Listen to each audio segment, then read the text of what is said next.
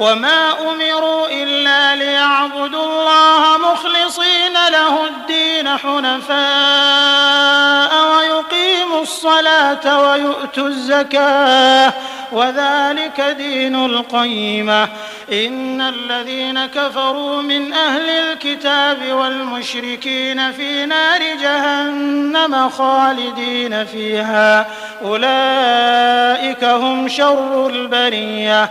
إن الذين آمنوا وعملوا الصالحات أولئك هم خير البرية.